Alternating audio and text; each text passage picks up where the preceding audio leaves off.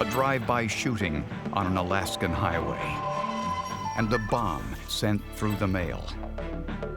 Two apparently random acts of senseless violence, until forensic science discovered an important link.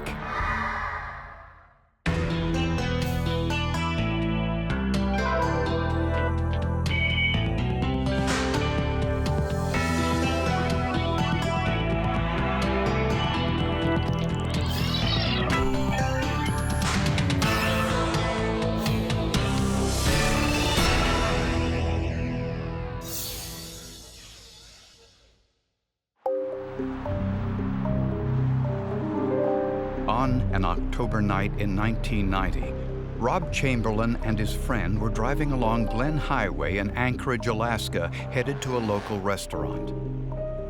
As he approached the exit ramp, Chamberlain heard a loud crack. He looked back and saw a hole in his rear window. Then he saw his friend, 20-year-old Jeffrey Kane, slumped in his seat and covered in blood. The bullet entered the back of his head, exited out the front of his head. Death was instantaneous. Kane's parents were called to the scene. I couldn't understand why Jeff had to be the one that was shot. Maybe I'm just, like, there's other people. Why not shoot the bad people? Jeff was a computer programmer with no known enemies. The driver, Rob Chamberlain, said he had no idea why they were targeted. Our first impression was maybe it was a drug deal gone bad and somebody was following this young man and something had happened. We really pressed the issue. Were you targeted for some apparent reason? Were you involved in something? Do you have any enemies? Have you been involved in anything that would have led somebody to target you? Not far from the site of the shooting, police found a shell casing on the side of the highway. The bullet probably came from another vehicle that was traveling in the same direction as our victim vehicle. The casing was from a high-powered assault-style rifle, a Heckler & Koch, or HK-91. Police wondered whether the shooting was intentional or a random act. They were concerned that somewhere there was a shooter out there, not knowing what had happened or what led to it. They just knew that there was somebody out there who randomly shot a teenage boy on the road. It's kind of scary to think that you could be driving down the road and get shot. It was very tense at the time. They knew there was a shooter out there still and somebody who had just killed somebody. With little else to go on, police asked the public through local media outlets for any witnesses to come forward. I would not think it was a stray bullet. I would think somebody was aiming at that car. Why that particular car, we don't know. But no one reported seeing anything unusual. So there wasn't a lot of traffic on the freeway incoming into Anchorage at the time. So there was nobody else in another vehicle who called the police and said, wow, I just saw a guy fire a shot out of a vehicle. The investigation had barely started and was already stalled. It is an unlimited pool of suspects. At that particular time, we have no idea who would have done this. We have no idea why they targeted that car. So it's just wide open at that time.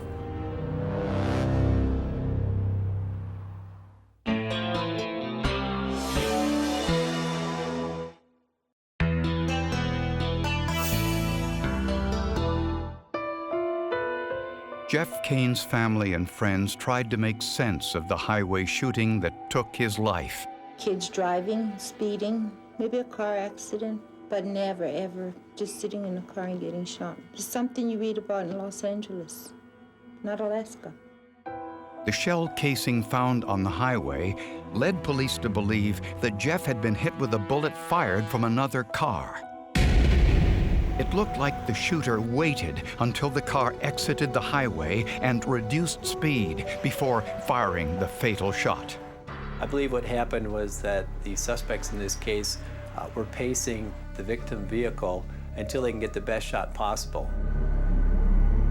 The next morning, news of the shooting appeared in the local newspaper. And when 19-year-old George Kerr saw it, he felt he had no choice but to call police. Yeah. Can I explain my situation here? Sure. I mean, these guys are friends, okay friends, I would say. I mean, And I usually wouldn't rat out my friends, but this is just so severe, I gotta do it.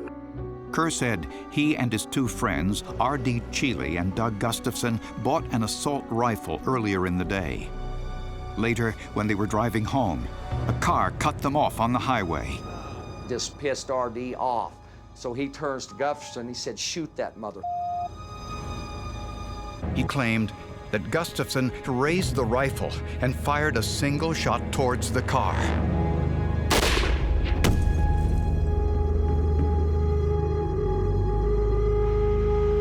Kerr claimed he didn't know anyone had been hurt until he read the newspaper. Did he actually aim it like a rifle? It was really quick. I don't know, I was sitting in the back and I was telling him, you don't want to do that. I still didn't think he'd do it. George Kerr's story of the shooting, it's very credible because by that time we had worked this crime scene and the highway all night. It was very consistent with what we had. And he definitely had information that hadn't been released to the media. Kerr claimed he didn't know what Gustafson did with the rifle after the shooting. Investigators weren't entirely convinced that Kerr would testify against his friends in open court. I'll be honest with you, I never trusted George. You know, he's one of these that he's gonna flip on you. He's gonna flip-flop because on the one hand, he'd go, oh, how terrible this was, and this kid didn't deserve to die. To the other turn, talking about these are his best friends, you know, and we would die for each other. There wasn't any proof that all this happened other than what George was saying. See what I'm saying? So they couldn't just run in and make an arrest at that time. To confirm Kerr's version of events, police asked him to wear a hidden microphone and meet with Cheeley and Gustafson. The meeting took place in a restaurant at the Anchorage International Airport. Two undercover policemen sat nearby. The recording device was in a car outside. George Kerr said words to the effect of, you know, Doug, why'd you have to kill that guy? And Gustafson responded with words to the effect of, well, I didn't mean to, George. And absolutely corroborated what Kerr had just told the detectives. But Gustafson wouldn't say where he hid the gun. Nevertheless, police arrested R.D. Cheeley and Doug Gustafson and charged them with Jeffrey Kane's murder. George Kerr accepted a plea bargain and agreed to testify for the prosecution in exchange for immunity. Without the murder weapon, he was their entire case. George Kerr was very important to the prosecution. Without George Kerr, it would have been very difficult, I think, to put them at the scene and to actually have an eyewitness who witnessed not only the shooting, but what happened before and after. But as the trial was about to begin, George Kerr changed his story.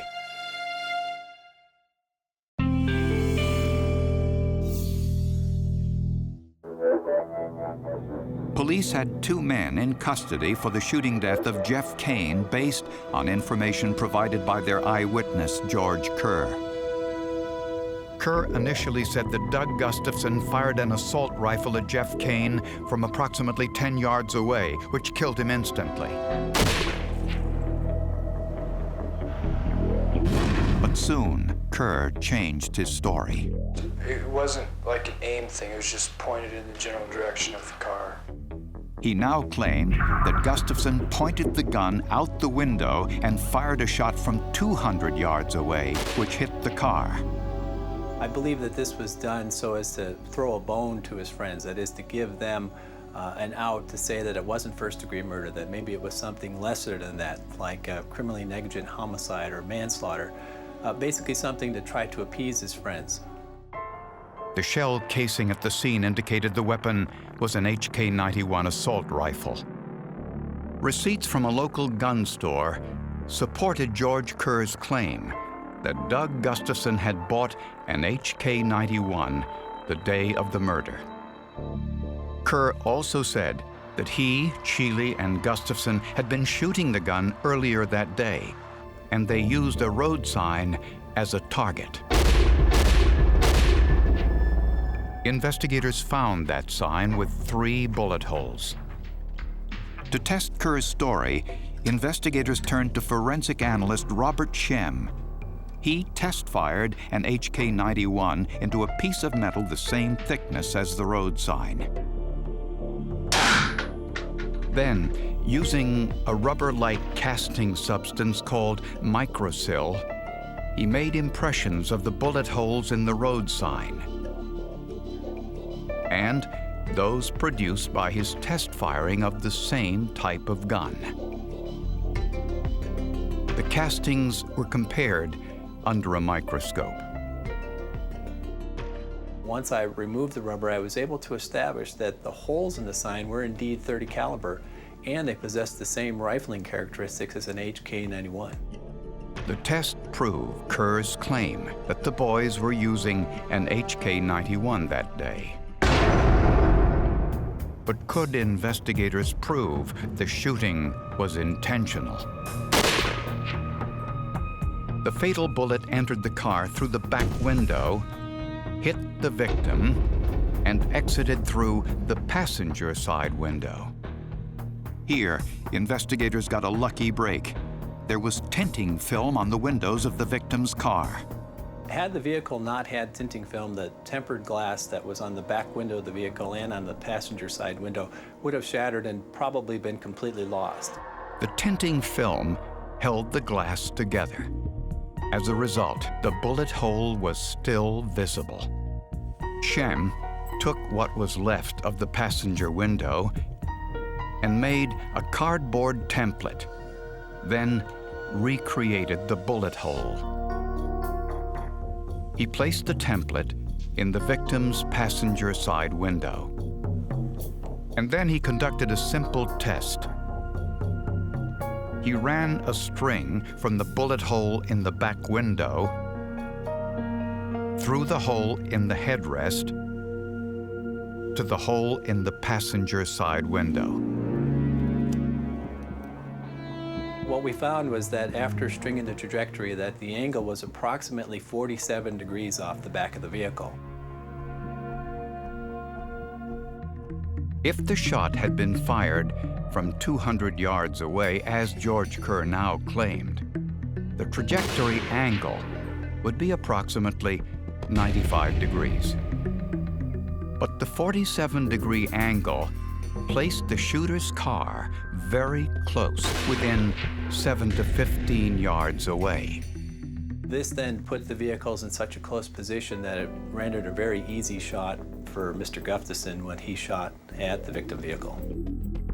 At the murder trial, George Kerr testified against his two friends, but continued to insist their car was 200 yards away from the victim's car when the shot was fired. Because I think it's just not a first-degree murder thing. And you base that on what? Because he was shooting at the car, not to kill. But the forensic evidence proved they were less than 15 yards away, which meant the shot was intentional. Based on this evidence, the driver, R.D. Cheeley, was convicted of second-degree murder. Doug Gustafson, the shooter, was convicted of first-degree murder. Both were sentenced to life in prison. Since George Kerr had immunity from prosecution, he left Alaska soon after the trial ended. But the story didn't end there.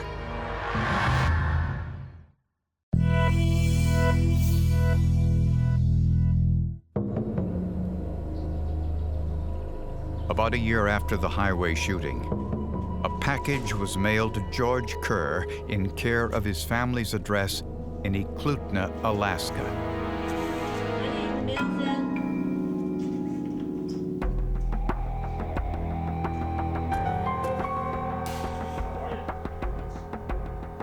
Since George was out of state, his father decided to open it.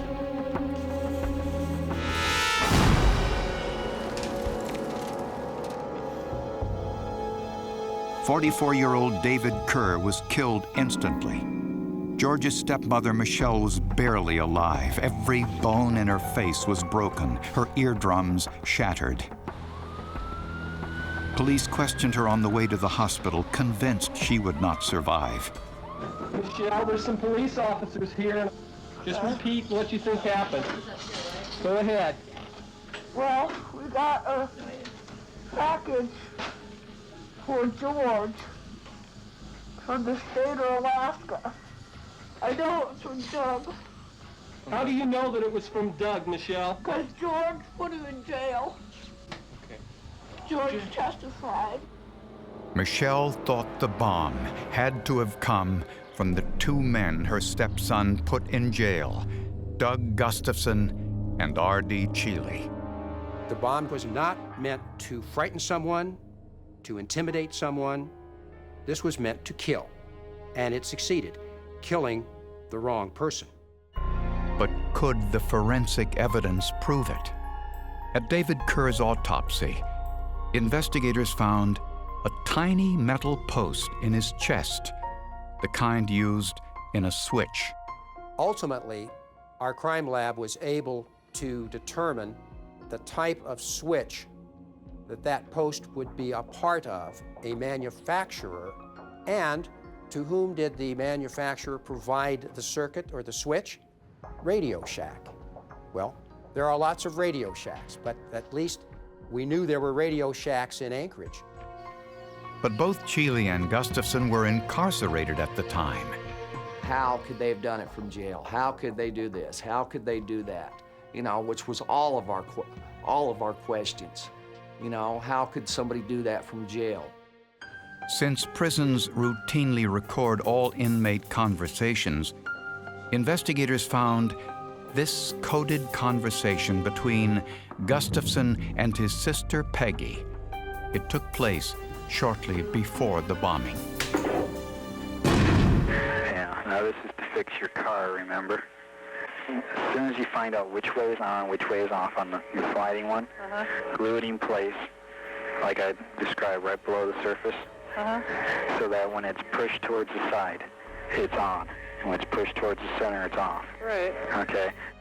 Superficially, it just sounded like Doug giving his sister some help fixing her car, but had too much connected with it to be just that. So as you listen to it over and over again, you know, it became clear that they were talking about Doug was giving Peggy instructions on how to create a circuit for an improvised explosive device. Those audio tapes were the smoking gun. Other conversations revealed Peggy didn't have the technical ability to build the device, so she brought in another member of the family, their elder brother, Craig, who was a mechanic. Apparently, both Peggy and Craig Gustafson believed their brother was innocent in the highway shooting death and that George Kerr was responsible. To give some idea of the depth of her emotions and her feelings of revenge, Peggy Gustafson is 9 months pregnant. She is, in fact, within 3 days of delivering her second child into the world when she delivers the bomb package to the post office. Rock Phelps was in prison with Doug Gustafson and R.D. Cheeley when the bombing occurred, and he knew they wanted revenge. R.D. didn't give a shit who got killed as long as George Kerr got killed. He was wanting to kill George, Little George is what we called it. We had actually a number of inmates who told us that they had seen a list of names that Raymond Cheeley had with him at the jail, and that Cheeley had told them that in fact this was a hit list. It was a list of people that he wanted to kill, and they were able to describe the list, that the first person on that list was George Kerr. Other names on the hit list included the judge and prosecutor at their trial. When Peggy and Craig Gustafson were brought in for questioning and they heard the taped conversations from prison, they immediately confessed. When Peggy cooperated, Peggy was able to tell us which store she went to purchase those switches. We were able to find through an old receipt at that store. It didn't have Peggy's name on it, but it did show a transaction right during the time frame that would be very relevant to our case of those types of switches being purchased. This bombing was totally preventable. It never should have happened. The Department of Corrections failed Dave and failed me. Their job is to protect the public and not simply house prisoners. Michelle Kerr sued the state of Alaska and won more than $11 million in damages. Peggy and Craig Gustafson were both convicted for their role in Mr. Kerr's murder and will serve a minimum of 22 years in jail. R.D. Cheeley and Doug Gustafson received additional life sentences. They shouldn't even have wasted a trial on them. They should have took them out and let the family shoot them in the back of the head. That's the way I feel about it, but that's Alaska justice. You know, we do things a little different up here. Used to, anyway. In the end, a half-dozen families were destroyed, and prosecutors believe there would have been more victims if forensic science hadn't ended Cheeley and Gustafson's killing spree. You can't just take science by itself and build a case, or rare occasions can you. You use a combination of what are people telling you, what do you know about this person, that person, and you use your science and it all just meshes right together. And it builds your case, you know. But without that, you know, we'd still be back in the dark ages of investigating crime.